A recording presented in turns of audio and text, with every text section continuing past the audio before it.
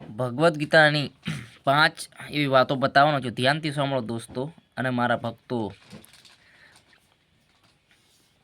વળી એક લાભ પણ થાય છે. ગીતા ધ્યાનશીલ્યક્ષ પરમાય પરસ્યમ નિરવ સંત્યમ હિ પ્રાપીન પૂર્વજન્મ કૃત્યમ. જો કોઈ મનુષ્ય ભગવદ્ ગીતાનું નિષ્ઠા ગંભીરપૂર્વક આયત કરે છે તો ભગવદ કૃપાથી તેને પૂર્વ કરેલા દુષ્કર્મો ફળો તેને ભોગવવા પડે નહીં.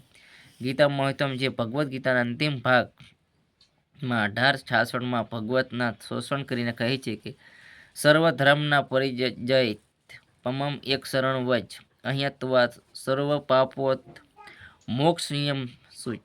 સર્વ પ્રકારના ધર્મોનો ત્યાગ કરીને કેવળ મારા શરણમાં આવું, તું તને સર્વ પાપોના ફળમાંથી મુક્ત કરીશ, ડરીશ નહીં.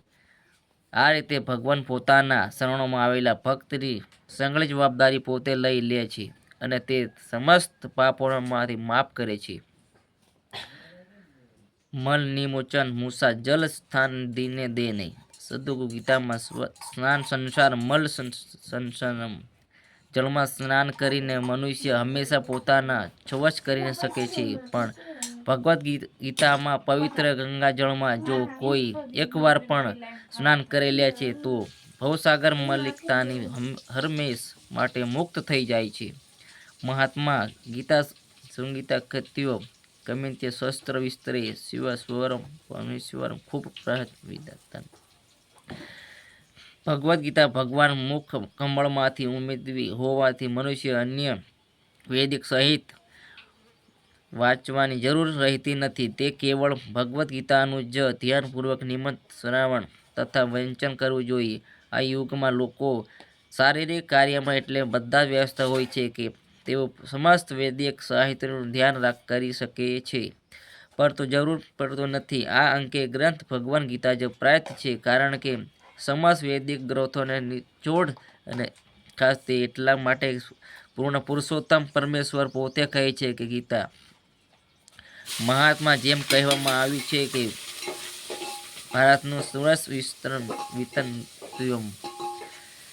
જે ગંગાજળ પાન કરે છે તેને મોક્ષ મળે છે, તો પછી જે મનુષ્ય ભગવદ્ ગીતાના અમૃત પાન કરે છે તેને માટેની હવે કોઈ જ શું. ભગવદ્ગીતા મહાભારતનું અમૃત છે અને સ્વર ભગવાન કૃષ્ણ કે આધા વિષ્ણુ કહે છે કે ગીતા મહાત્મા ભગવદ્ ગીતામાં પૂર્ણ પુરુષોત્તમ પરમેશ્વર મુખમાંથી ભગવાનના મુખમાંથી ચરણકમળમાંથી કોઈ તુફાવતી ન પૂરતું તંઠ ભાવે અધ્યયન કરવાથી આપણા સમજી શક્યું કે ભગવદ્ ગીતામાં ગાંજાળમાંથી ગંગા પણ મહત્વપૂર્ણ છે.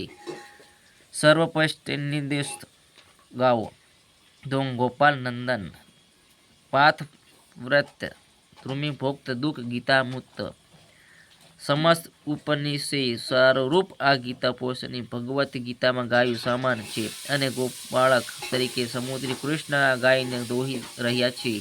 અર્જુન વાછરડા જેવો અને બધા વિધાન તથા શુદ્ધ ભક્તોને ભગવદ્ ગીતાના અદ્ભુત દૂતનું પાન કરનારો છે. ગીતા મહત્વમ 6. એક શાસ્ત્ર દેવી પુત્ર ગીતમ એકો દેવો દેવી પુત્રમ એવા એકો ત્વમ જ્ઞાની પ્રમત્યો દેવ દેવ. આવા વર્તમાન યુગમાં લોકો એક શાસ્ત્ર, એક ઈશ્વર કે ધર્મ તથા એક વ્યવસાય માટે અતિશય ઉત્સુક છે. જેથી એક શસ્ત્ર દેવી પુત્ર ગીતમ કેવળ એક શસ્ત્ર સમગ્ર વિશ્વ માટે માત્ર એક શાસ્ત્ર ભગવદ્ ગીતા રહેવા દો. એક મંત્ર નમની યાની મને માત્ર એક જ મંત્ર, એક જ પ્રાર્થના હો તેમના નામનું કીર્તન.